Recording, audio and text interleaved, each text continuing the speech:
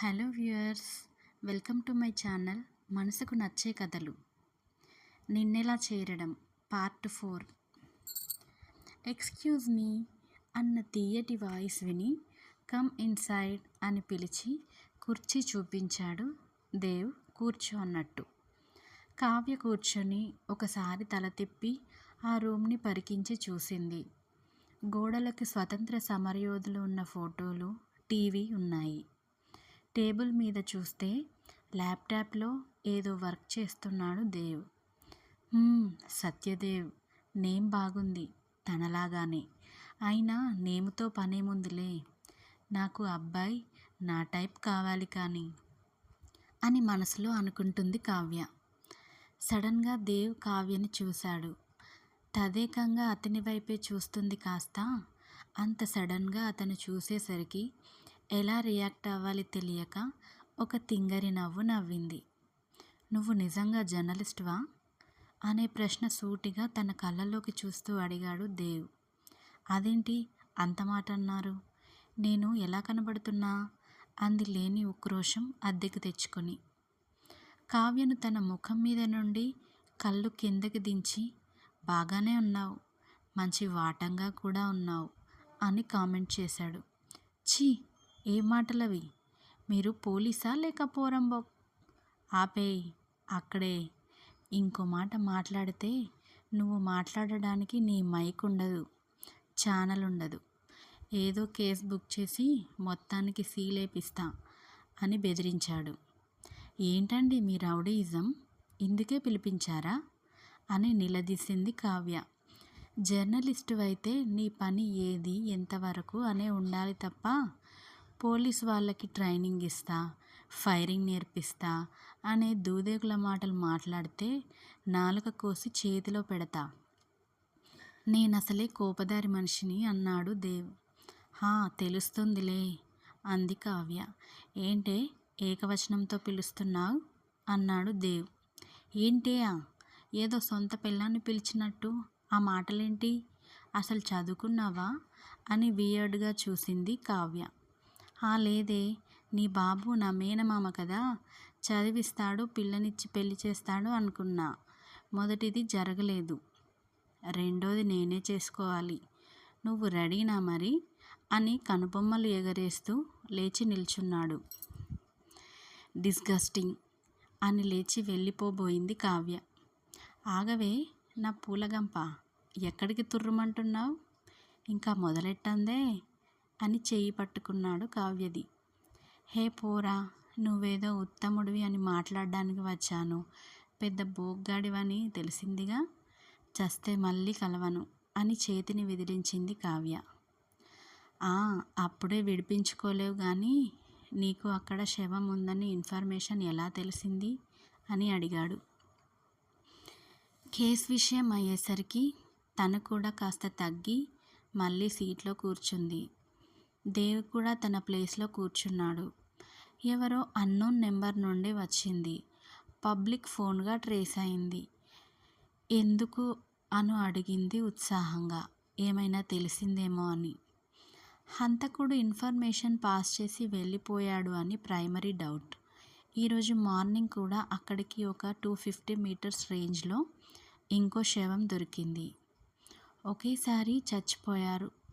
ఇంకా second పర్సన్ది autopsy report రాలేదు. But అదే నిజం అయి ఉంటుంది. వాళ్ళ ఇద్దరికీ ఏదైనా స్నేహం ఉందో కనుక్కోమని చెప్పాను. నీ హెల్ప్ కూడా అవసరం ఉంటుంది. నువ్వు ఇందులో సక్సెస్ అయితే నీకు బ్రేక్ ఇస్తా అన్నాడు దేవ్. అప్పటిదాకా శ్రద్ధగా విన్నదల్లా లాస్ట్ మాటకి కళ్ళు చిన్నవి చేసి ఇంపాసిబుల్ లుక్ ఇచ్చింది కావ్య. వద్దా బ్రేక్ అని కవ్వించాడు దేవ్. కేస్ సాల్వ్ అవ్వాలి ఫస్ట్, నాకు కూడా ఇన్ఫర్మేషన్ ఇవ్వండి అని డీటెయిల్స్ అడిగి తెలుసుకుంది. నువ్వు ఇప్పుడే నీ అత్యుత్సాహంతో షుగర్తో మ్యాటర్ ఎక్కడ లీక్ చేయకు. కేస్ సాల్వ్ అయ్యాక మీ ఛానల్ వాళ్ళకి స్పెషల్ ప్రోగ్రామ్ చేద్దాం అని హామీ ఇచ్చాడు. కేసీఆర్ కూడా ఇన్ని హామీలు ఇవ్వలేదురా బండోడా అని లోపల అనుకొని బయటకి చిన్న చిరునవ్వుతో చూసింది. వాళ్ళు వెళ్ళిన పబ్కి వెళదాం ఒకసారి, ఏదైనా తెలియొచ్చు అని అన్నాడు దేవ్. పబ్కి వెళ్ళారని ఎవరు చెప్పారు అని ఎలా తెలిసింది మీకు అని ప్రశ్నించింది కావ్య. వాళ్ళకి చేతి మీద టాటూలు ఉన్నాయి, రీసెంట్గా వేసుకున్నవి. అవి ఒక పర్టిక్యులర్ పబ్లోనే వేస్తారు అని ఇన్ఫర్మేషన్ వచ్చింది. సో దాన్ని ట్రేస్ చేసుకొని మనం తెలుసుకోవాలి, ఇన్వెస్టిగేషన్ చేయాలి. Be ready. ఎప్పుడు వెళ్తామో తెలియదు. వీకెండ్ అయితే బెటర్. ఎవరి గోలలో వాళ్ళు ఉంటారు, మన పని ఈజీ అవుతుంది అని అన్నాడు దేవ్. కావ్యకు కూడా నిజమే అనిపించి చిన్నగా తల పంకించింది అవునన్నట్టుగా. ఇక ఆ తర్వాత వాళ్ళిద్దరూ మాట్లాడుకోలేదు. కావ్య వెళ్ళిపోయింది. దేవ్ తన పెండింగ్ కేసుల మీద ఉన్నాడు. సుధాచంద్రన్ ఇంట్లో. వల్లి, ఏం సాయం కావాలని అడిగావు? ఏదైనా ప్రాబ్లమా అని కొంచెం కంగారుగా అడిగింది సుధా. లేదు వదిన, నేను ఒక్కసారి శ్రీరంగం వెళ్ళి అమ్మ నాన్న దగ్గర ఒక 10 రోజులు ఉండి రావాలని అనుకుంటున్నా. వరుణ్ రాను అంటున్నాడు. నేను ఒక్కదాన్ని వెళ్ళగలను, కానీ వాడి కోసమే బాధ అని దీర్ఘంగా నిట్టూర్చింది. బాధ? బాధ ఎందుకు వల్లి అని ఆశ్చర్యపోయారు సుధాగారు. వాడు ఒకటే ఉంటే వేళకు భోజనం చెయ్యడు, ఏదో పరధ్యానంగా ఉంటాడు. నాకు అక్కడ ఉన్న మనసు ప్రశాంతంగా ఉండదు. అందుకే ఈ 10 రోజులు వరుణ్ మీతో పాటు ఇక్కడే ఉంటాడు అని అంది వల్లి. ఓసిని, ఈ మాత్రం దానికి సాయం లాంటి పెద్ద మాటలు ఎందుకు వల్లి? నువ్వు నా ఇంటి ఆడపడుచువి. నువ్వు ఆర్డర్స్ వేయకున్నా పర్లేదు, కానీ అర్థించకు. మీ అన్నయ్యకి తెలిస్తే మనసు చిన్నబుచ్చుకుంటారు అని వల్లిని సముదాయించింది.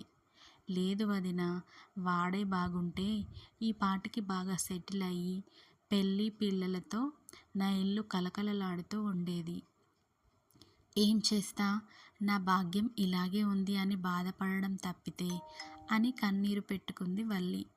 ఆడపడుచు బాధలో న్యాయం, వరుణ్ మొండితనం రెండిటికీ మధ్యలో వారధి ఎలా కట్టాలి అని అనుకుని ఇప్పుడు కాదు మెల్లగా ఆలోచిద్దాం అని సుధాచంద్రన్, వరుణ్ ఇక్కడే ఉంటాడు, నువ్వు హ్యాపీగా వెళ్ళి రిలాక్స్ అయ్యిరా అని అభయహస్తం ఇచ్చింది.